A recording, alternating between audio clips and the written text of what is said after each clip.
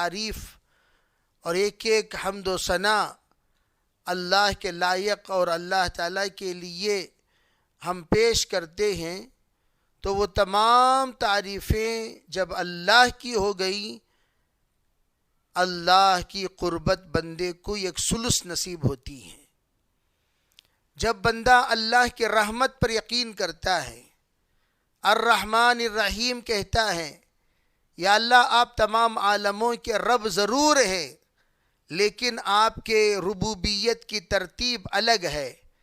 آپ کسی کی پرورش کرتے ہیں امیر بنا کر، کسی کی پرورش کرتے ہیں غریب بنا کر، کسی کو پرورش کرتے ہیں بیمار بنا کر، کسی کی پرورش کرتے ہیں صحت مند بنا کر، کسی کی پرورش ہوتی ہے عزت کی اعلیٰ درجے کی چوٹیوں پر، کسی کی پرورش ہوتی ہے ذلت کے گڑھے میں اتار کر، کسی کی پرورش جنگل کے ہوتی ہے تو کسی کی پرورش منگل میں ہوتی ہے، کسی کی پرورش اپنوں میں ہوتی ہے تو کسی کی پرورش پرائیوں میں ہوتی ہے، کسی کی پرورش عافیت میں ہوتی ہے، کسی کی پرورش آفت میں ہوتی ہے۔ گویا آپ کی پرورش کے الگ الگ انداز ہیں، لیکن اے اللہ ہماری بھی آپ ہی کی پرورش ہے، ہماری پرورش بھی آپ ہی کرتے ہیں۔ آپ سے اتنی التجا ہے، پرورش میں رحمانیت و رحیمیت کا آپ ذرا خیال رکھ لیں۔ آپ رحمان ہیں، رحمانی پرورش ہو جائے، آپ رحیم ہیں، رحیمی پرورش ہو جائے، یعنی رحمان کی پرورش عمومی رحمت کے ساتھ ہوتی ہے، اس میں بھی ہمیں حصہ مل جائے، اور رحیمی پرورش خصوصی رحمت کے ساتھ ہوتی ہے، اس میں ہمیں بھی حصہ مل جائے۔ گویا آپ کے رحمت کا ہمیں آپ لائق بنا دیں، مستحق بنا دیں، تاکہ ہم لوگ عافیت کے ساتھ اپنے پرورش کے مرحلے کو آگے بڑھ سکیں اور آگے بڑھا سکیں، اور اس مرحلے کو اپنا کر آپ کی تعریف ہم کر سکیں۔ اس کی آپ ہمیں توفیق دے دیں۔ آپ سے ہمیں ایک درخواست ہے، کہاں کہ جس طرح پروردگار دنیا کے تمام معاملات آپ کے ذمے ہیں، آپ ہی تمام عالموں کے پالنہار ہیں، اس پالنہاری میں آپ نے اپنے رحمت کو بھی شامل حال کر لیا، یہ سمجھا دیا جس حال میں تو ہے اسی حال میں تیرے لیے رحمت ہے۔ اگر غربت ہے تو غربت میں تجھے رحمت ہے، اگر بیماری ہے تو بیماری میں تجھے رحمت ہے، اگر مالداری ہے تو مالداری میں تجھے رحمت ہے، اگر امیری ہے تو امیری میں تجھے رحمت ہے، غریبی ہے تو جس حال میں اللہ نے تجھے رکھے اس حال میں اللہ کو سراپا رحمت مان کر تسلیم کر لے۔ ہمیشہ ایک واقعہ یاد رکھنے کی ضرورت پڑے گی۔ فرمایا کہ حضرت نبی علیہ الصلوۃ والسلام کے زمانے میں ایک صحابی آئے اور عرض کرنے لگے، اللہ کے رسول مجھے مال عطا ہو جائے، اس کی آپ دعا فرما دیں۔ حضور نے فرمایا بھائی آپ یہ دعا مجھ سے نہ کروائیں۔ آپ نے اعراض کر لیا، اعراض کا منشا اور اعلاز کا مطلب یہی تھا۔ پھر دوبارہ انہوں نے التجا کیا، حضرت آپ ہمارے حق میں دعا کر دیں۔ آپ نے اعراض فرما لیا، پھر سہبارہ آئے اور التجا فرمایا، حضرت آپ ہمارے حق میں دعا فرما دیں۔ حضرت نے سہبارہ بھی اعراض کر لیا۔ جب بار بار ان کے طرف سے اصرار ہوتا رہا، اللہ کے رسول جناب محمد رسول اللہ صلی اللہ علیہ وسلم نے دعا فرما دی۔ دعا کا نتیجہ کیا ہوا؟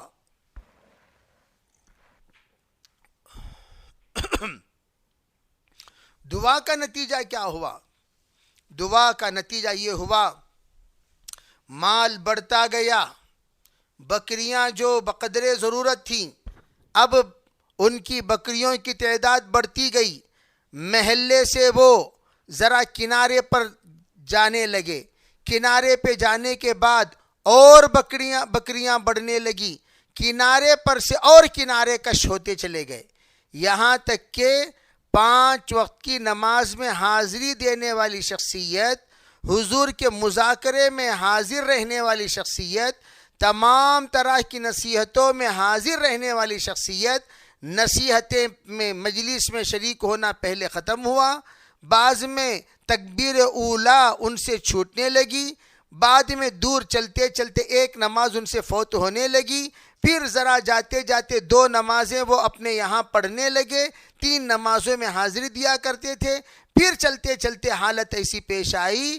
دن میں صرف 2 نمازوں میں شریک ہوتے تھے، صرف 2 نمازوں میں۔ اب نوبت کہاں تک آ گئی؟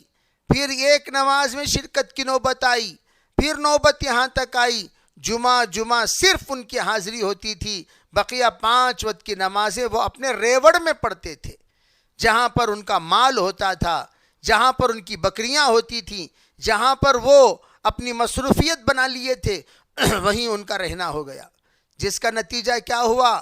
سلسلے نصیحت سے منقطع ہو گئے۔ اب جو پیغامات حضور کو اللہ کے طرف سے ملتے تھے، اللہ کے رسول صحابہ کو سناتے تھے، صحابہ اکرام آپس میں مذاکرہ کر لیتے تھے، جب ان کا حضور سے بھی اور صحابہ سے بھی دوری ہوتی چلی گئی، نصیحتوں کا سنانا بند ہو گیا، خیر خیریت لینا بند ہو گیا، ہر طرح کی باتیں جو کچھ صحابہ کی مجلسوں میں ہوا کرتی تھیں، اللہ کے رسول صلی اللہ علیہ وسلم کی مجلس میں ہوتی تھی، ان تمام باتوں سے، مذاکروں سے، اسباق سے، تربیت سے، ترغیب سے، ترہیب سے، سب سے محروم ہوتے چلے گئے۔ نتیجتاً یہ ہوا ان کو کچھ پتہ نہیں چلتا تھا کہ مدینے میں کیا حکم جاری ہوا ہے، مدینے میں کیا پیغام دیا گیا ہے، مدینے میں کس بات کی دعوت چل رہی ہے، مدینے میں کس بات کی ترغیب دی جا رہی ہے، مدینے میں کیا کام سے روکا گیا، کس کام کا حکم دیا گیا، کچھ پتہ نہیں چلا۔ یہاں تک کہ پرانی باتیں جو منسوخ شدہ ہونے سے پہلے اللہ کے رسول علیہ الصلوۃ والسلام نے ارشاد فرمائی تھی، وہ باتیں ان کے ذہن میں تھیں۔ وہ کیا تھیں؟ کہ اگر کوئی ذمی ہو، دارالاسلام کے تحت رہتا ہو، اس کو چاہیے کہ وہ ٹیکس باندھ کر دارالاسلام میں رہ سکتا ہے، ٹیکس بننا پڑے گا، ٹیکس کی مقدار یہ ہے، مال کی مقدار یہ ہے، وہ چیز ان کے دماغ میں ہے، اس کے بعد کے جو اسباق تھے وہ اسباق دماغ میں نہیں ہیں۔ آخر کار نتیجہ کیا ہوا؟ اللہ کے رسول علیہ الصلوۃ والسلام پر زکوٰۃ کی آیتیں نازل ہوئیں۔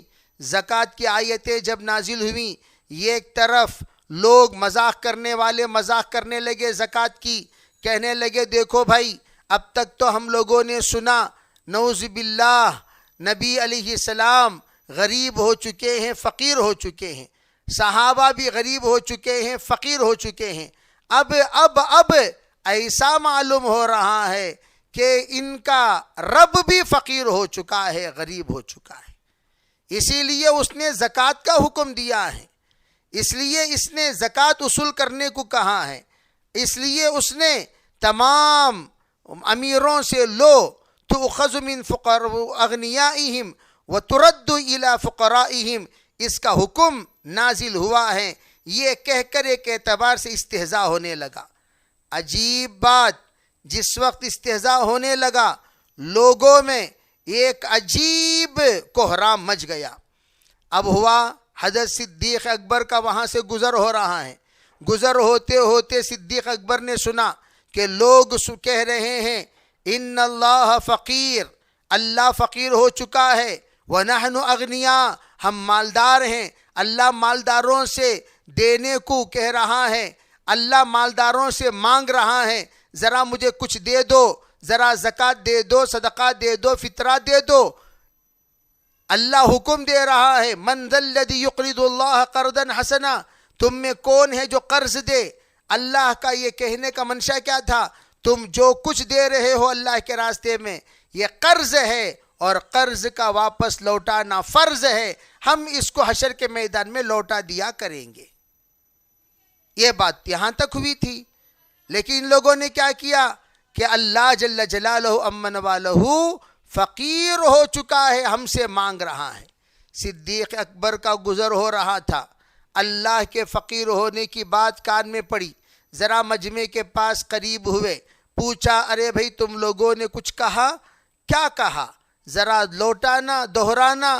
تو کہنے لگے ہم نے یہ کہا تمہارا خدا فقیر ہو گیا ہے، ہم لوگ مالدار ہیں، مالداروں سے فقیر مانگ رہا ہے، دینے کو کہہ رہا ہے۔ صدیق اکبر کو ایمانی غیرت برداشت نہ ہو سکی، ایک گھونسا رسید کیا اس کے اس جملے پر۔ مقدمہ آ گیا حضور کی خدمت میں، مقدمہ آ گیا حضور کی خدمت میں، کہنے لگے کہ اللہ کے رسول، آپ کے دوست نے خواہ مخواہ ہمیں مارا ہے، خواہ مخواہ ہمیں پیٹا ہے، خواہ مخواہ گھونسا رسید کر دیا، ذرا ان کی خیر و خبر لیجئے۔ پوچھا ارے بھئی تمہارے پاس گواہ ہیں؟ صدیق اکبر نے مارا، کہا یہ پورا مجمع گواہ ہے۔ پوچھا صدیق تمہارے پاس کوئی گواہ ہے؟ کہا حضور میرے پاس کوئی گواہ نہیں ہے۔ اب اللہ کے رسول علیہ السلام کے سامنے صدیق اکبر نے واقعہ نقل فرمایا۔